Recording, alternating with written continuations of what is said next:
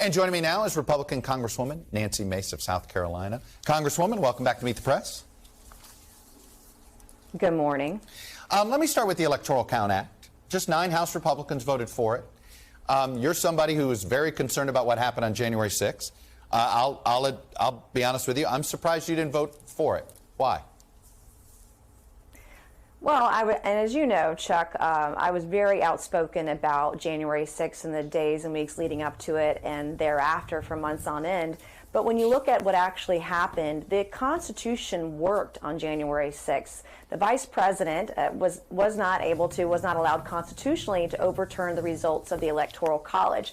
And so for that reason, I voted against the bill. But there's a Senate bill that's similar but not identical. But in the House version, there were some other issues I think Republicans had heartburn over. One being extending voting days by 5 days in the case of an emergency. I think there's some question about whether the federal government can come in and tell states how to operate when, generally speaking, the Constitution provides for states dictating how their election laws are carried out. And so making sure that we protect the rights of states to make those decisions constitutionally or via state statute is also an important protection to make. But the Senate version does not have that in there. It is about the only distinction between the two. You know, you just didn't want to be on the record voting for that. Now you'll be on the record voting for if it's the Senate bill that ends up in the House? Well, I've done some comparisons, and I want to make sure that, I mean, constitutionally, I've had many tough votes, and I don't care if it's an election year or not. That's not generally the way that I operate. I want to make sure that what we're voting on is constitutional. It can stand up. And when you look at January 6th, the Constitution won out. The Constitution was written for that day for the Vice President, knowing that this is a ceremonial vote. It's in the U.S. Code of Law, Section 3. It's in Article 2, Section 1, Clause 2 of the Constitution. It's very, very clear what the role of that vote is on that day when we are doing the Electoral College. But you are supportive of increasing the number of people you need to object to a state's electoral votes. Well, I wouldn't say that necessarily. I mean, I look again at what we were able to do on January 6th with everyone and the vast majority of people certifying the Electoral College. What should have happened constitutionally. What the Senate version looks like, I'll make that determination if that bill makes it over to the House. But looking at the House version, I did have questions about the federal government encroaching on this rights of states. But again, the Electoral College vote, no matter what happened, the violence that happened that day, it worked, and it worked in the chamber of Congress, just like it was supposed to. So Republicans Kevin McCarthy put out his pitch for, they called it a commitment to America on this. And part of it in there was accountability, and it's kind of vague. But you've heard some of the details, and I know you've talked about the idea that there may be a special select committee. Do you expect an impeachment vote against President Biden if Republicans take over the House? I believe there's a lot of pressure on Republicans to have that vote, to put that legislation forward and to have that vote. I think that is something that some folks are considering. Wow. Again, I'm someone who wants to, I want to follow the Constitution. It's really important. Oversight's important.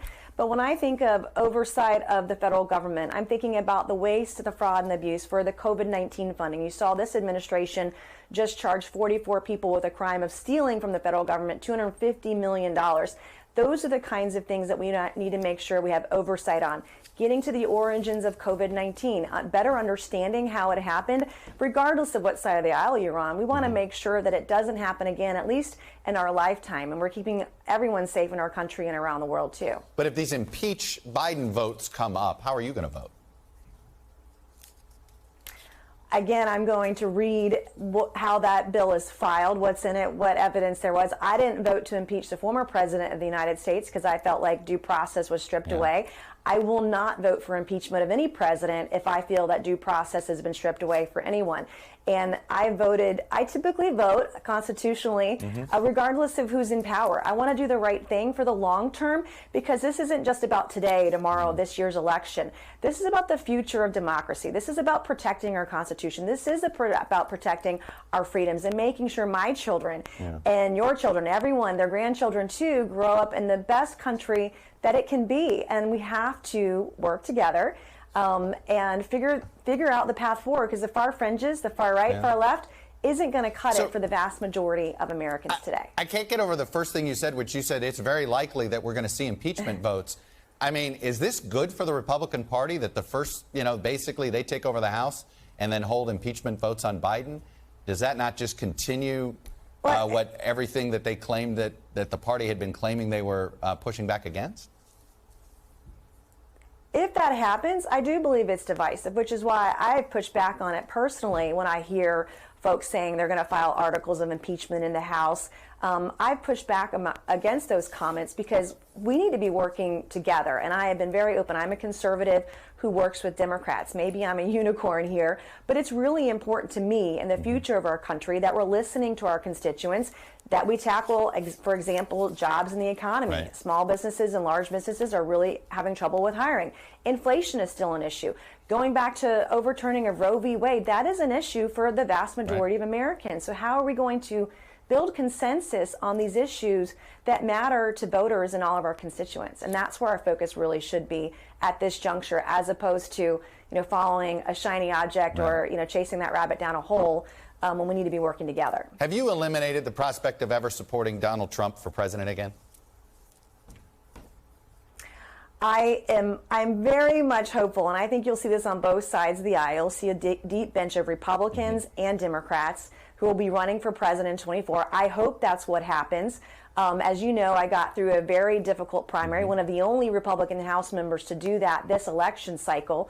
And I think, the issues that I've been focused on, the state of South Carolina, inflation, the economy, we have to stick to those issues. We have to come over with solutions from Dobbs and Roe v. Wade. And in fact, I had a conversation with Senator Graham on Friday, and he's very open to making that particular bill better. And I've expressed, some of my concerns and my heartburn over certain provisions and details of that legislation. But we have to be substantive. We have to be solution driven, regardless of who the nominee is for 24 for Republicans. I hope that it's a wide field.